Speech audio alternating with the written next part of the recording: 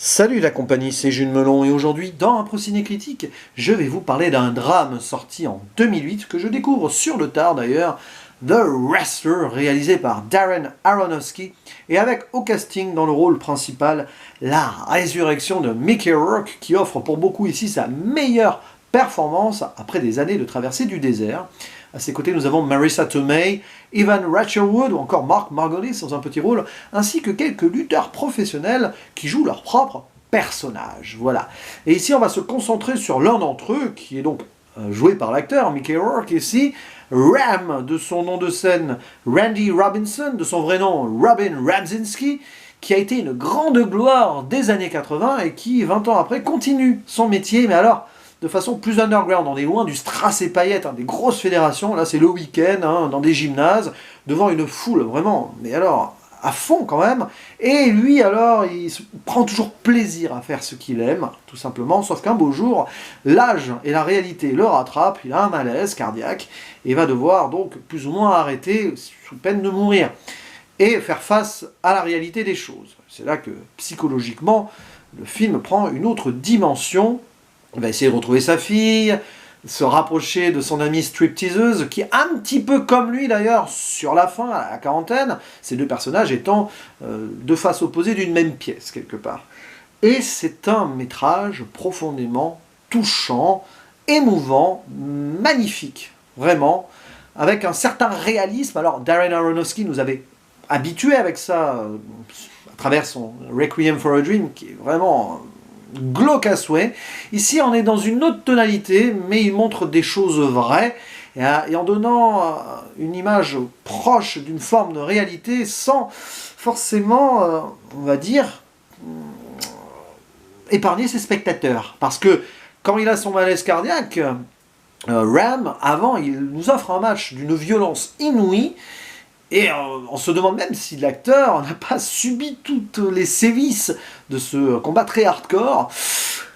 Et alors, ça, donc déjà sur le plan violence physique et tout, parce qu'il a dû s'entraîner, Mickey Rourke, et je pense qu'il a pas mal souffert, il y a aussi le plan psychologique, où le personnage, ainsi que l'acteur probablement, se met à nu. Je me demande si c'est pas vraiment une sorte de thérapie pour un performeur comme lui, qui a eu des années très compliquées.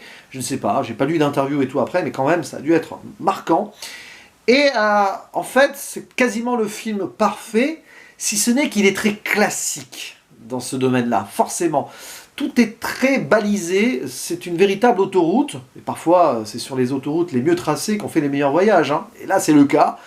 Vous avez tous les ingrédients du voilà, l'ancienne gloire qui va avoir des étapes à franchir, doit se relever de certaines déceptions, continuer peut-être jusqu'à une finalité qui va être quelque part plus ou moins dramatique, on ne sait pas. Il n'y a pas de surprise, mais au-delà de la surprise, c'est vrai. À l'image de la mise en scène d'ailleurs, qui est proche du documentaire caméra à épaule, on filme souvent le héros de dos, on le suit quoi, et de dos parce que il est vers la route du crépuscule, c'est un témoignage de sa fin quelque part. Et moi ce qui m'a touché, c'est la personnalité de Ram. Il est d'une générosité extraordinaire avec son public, il se donne à fond, il aime les gens. Et en moment, voilà, on le voit avec des enfants, etc. C'est bouleversant, mais en même temps, on voit les erreurs qu'il a commises. C'est-à-dire qu'il a tout sacrifié pour sa carrière, y compris sa fille, qui lui en veut. Et voilà. Et il y a des moments qui sont déchirants, parce que, retrouvailles ou pas, c'est compliqué, je vais pas spoiler. Mais il y a une scène, à un moment, où ils vont vers la mer, et ils sont assis, et comme quoi, on peut faire des moments extraordinaires d'émotion au cinéma sans mettre de la musique guimauve derrière. Il y a un moment qui m'a fait pleurer, et pourtant t'as pas les violons derrière. Ça, voilà, on touche quelque chose de fort quand on en arrive là au cinéma. Et il y a un truc qui m'a mis mal à l'aise pour le personnage principal, c'est quand il doit arrêter sa carrière, il doit faire des petits boulots. Et il va vendre de la viande, enfin de la nourriture dans une sorte de distribution dans un supermarché. Et quand il rentre vers son étalage, il se croit presque sur scène, il croit entendre la foule scander son nom. Et voilà, et puis en parallèle, on voit qu'il aime faire le boulot qu'il fait. En fait, c'est quelqu'un qui se donne à fond dans ce qu'il doit faire. Et on sent que la vie ne lui a pas forcément rendu tout ce qu'il a pu donner. Mais en même temps, qu'a-t-il perdu entre-temps aussi? C'est fort. C'est d'une simplicité abyssale comme métrage. Mais ça fonctionne. Et comme quoi, parfois, les meilleurs films sont faits avec les histoires les plus simples, les plus touchantes, les plus marquantes. Je ne vais pas aller plus loin. Ce n'est donc... je parlais de la mise en scène. Côté documentaire, mais alors sur les combats aussi, c'est très fort. C'est filmé de près. Il y a eu un entraînement qui a été fait par l'acteur principal, ça se sent.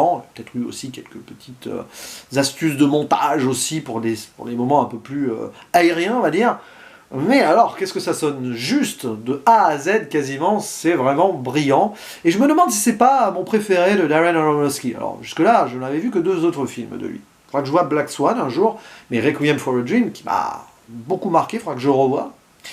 Et son dernier, il me semble, l'un de ses derniers, Mother, j'avais eu du mal avec celui-là. Là, c'est l'antipode de Mother, ce film. On est vraiment dans le vif du sujet, paf, il n'y a pas de symbolique ultime, etc. Alors, si ce n'est ici l'américain un peu patriote qui a quand même ses...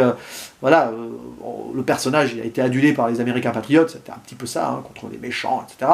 Qui a quand même ses fractures, on le voit, c'est quelqu'un qui aime son pays, c'est montré de façon subtile, il a son drapeau, il y a quelques petites réflexions un peu old school et tout, on voit que le gars il doit être un peu républicain, tu vois, mais pourtant, il est attachant, c'est pas manichéen du tout, quoi. C'est un gars qui a ses faiblesses et ses forces, c'est un humain, c'est un être humain qui est sur la fin de sa vie, mais qui ne sait pas faire autre chose, donc il continue quand même. Voilà. Et ça fait réfléchir. Voilà. Savoir quand décrocher ou continuer quand même, se remettre en question ou non.